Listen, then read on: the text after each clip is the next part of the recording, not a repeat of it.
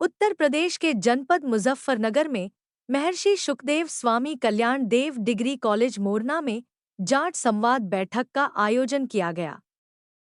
राष्ट्रीय जाट महासभा के राष्ट्रीय अध्यक्ष सचिन सरोहा द्वारा राष्ट्रीय जाट महासभा के संवाद का कार्यक्रम आयोजित किया गया, जिसमें समाज में फैली कुरीतियों को दूर करने और जाट समाज का उत्थान कैसे हो इसको लेकर मंथन किया गया।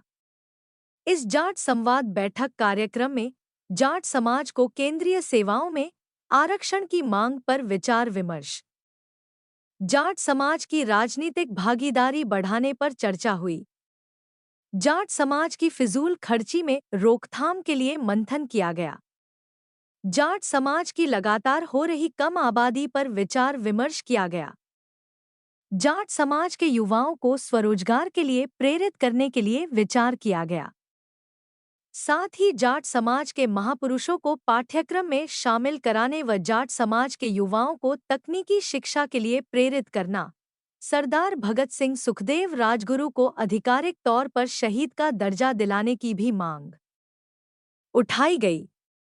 मोरना क्षेत्र के युवाओं के लिए खेल स्टेडियम स्थापित करने का प्रस्ताव सरकार को भेजने की बात की गई।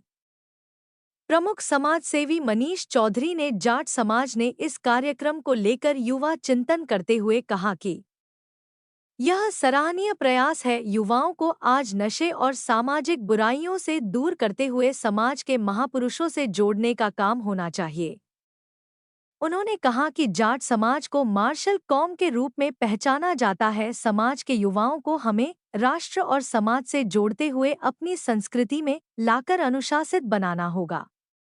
तो सर, राष्ट्रीय जाट महासभा का कार्यक्रम है, क्या क्या यहाँ पर बातें रखी गई, किन मुद्दों पर विचार किया गया? देखिए मान्यवर, आप देखते हैं कि मोरना क्षेत्र में राष्ट्रीय जाट महासभा द्वारा एक आयोजन किया गया है डिग्री कॉलेज के अंदर, और इसमें कहीं ना कहीं लेकर अपने जाट समाज को, जो हमारे आने युवा पीढ़ी है, उनको कैसे शासित रखा जाए और उनके बारे में इस देश के भविष्य को सुंदर और सुदृढ़ बनाने के लिए उनके अंदर क्या क्या खूबियां उनको बनानी चाहिए।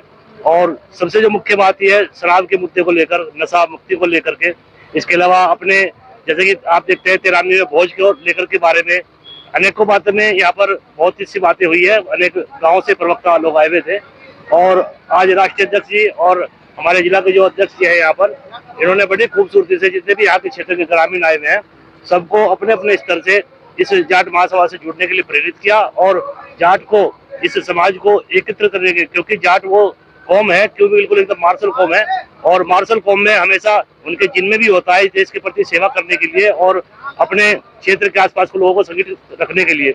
लेकिन कुछ देखने में आया, कुछ संगठन इस तरह के होते हैं कि वो शुरू में संगठन तो बनाते हैं लेकिन उसका परिपालन वो पूरी तरीके से नहीं कर पाते, जिसका श्रेय उन युवाओं को भुगतना पड़ता है जो कि अपने जो हमारे पूर्वज है उनके बारे में अपने बड़ों से नहीं सीख पाते। तो यही कारण इस समाज को जोड़ने का जो एकत्रित करने का कार्य किया जा रहा है, इसमें संभव है कि अपने युवाओं को, जो कि देश की रीढ़ है, उसको मजबूत करने का कार्य इसमें किया जाएगा। जय हिंद, जय भारत, जय श्री राम।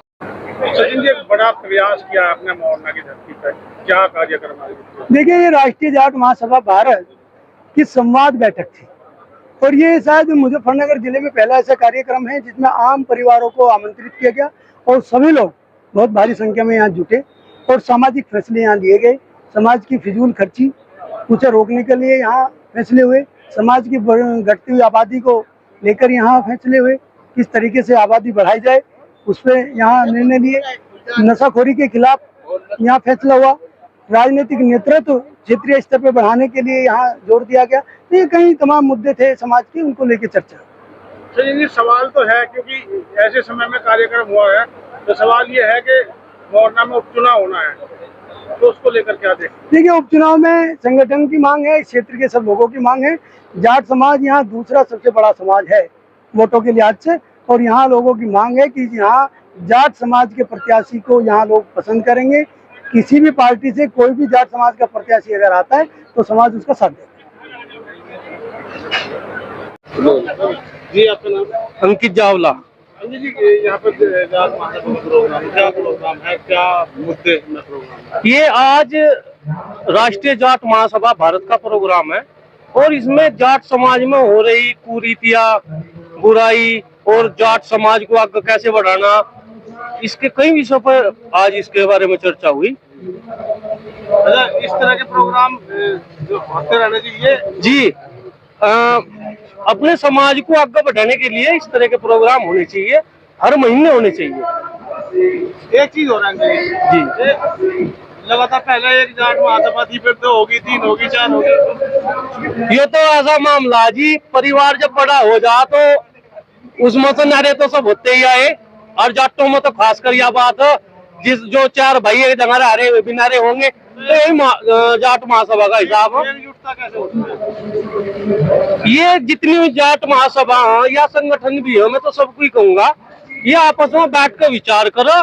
अपनी लड़ाइयां लड़ते हैं, पर जब समाज की या किसान की कई बात आवा तो ये सारे एकजुट होकर उनकी लड़ाई को लड़ो।